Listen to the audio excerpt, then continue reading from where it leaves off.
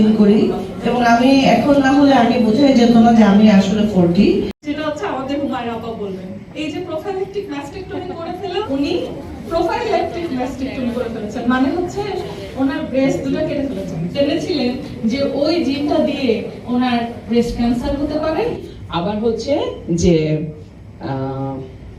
Implant exercise এবং হচ্ছে যে আমাদের স্বাস্থ্যকর খাবার খাওয়া এবং মানসিক স্বাস্থ্য নিয়ে কিছু উদ্যোগ আছে। মনের কথা তো থাকছে, একদিকে সংসার, একদিকে কাজ, সবকিছু মিলিয়ে সেই স্ট্রেস রিলিফের জন্য পলিস্টিক ওভারি সিনড্রোম এবং ব্রেস্ট ক্যান্সার অ্যাওয়ারনেস যে প্রোগ্রামটা মানসিক স্বাস্থ্য নিয়ে কাজ করছে। এছাড়া উদ্যোক্তাদের জন্য তো আমরা তার যে একটা সচেতনতার জায়গা অঞ্চলে যাই, আমাদের অনেক সিমটম আছে যে আমাদের সোসাইটি যেরকম ভাবে আমাদের সবার আগে এডুকেশন নিতে হবে।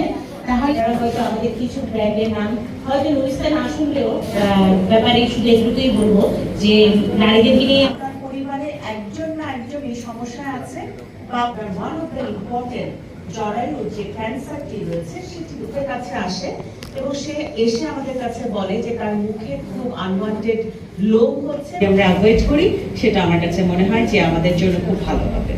Thank you.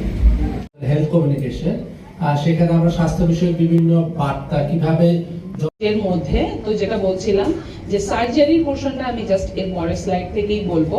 তাছাড়া তাদের কাছে যাওয়ার চেষ্টা করবো। সবাই আশা করি এই সময়টায় এসে চিকিৎসা বিজ্ঞান অনেক এগিয়ে গেছে আর সুস্থতার সাথে জীবনযাপন করতে হবে। আপনারা কেউ আমার মতো ভীতু হয়ে এখন বুঝি যে নিজেকে ভালো রাখা সবচেয়ে দরকার। এখন মন খারাপ হলে বেশি খাই, এজন্য স্বাস্থ্য ভালো হচ্ছে। আমি আমার সম্পর্কে জানতে পারবো, আগে নিজের সম্পর্কে জানি, তারপরে অন্যদের সার্ভ করি।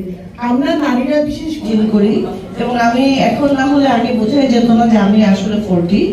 এখন তো আমার বাচ্চাকে ব্রেস্ট ফিড করাচ্ছে এবং আমি তাকে একটা পুরুষেরও দায়িত্ব আছে তার নারীর স্বাস্থ্য, তার নারীর মানসিক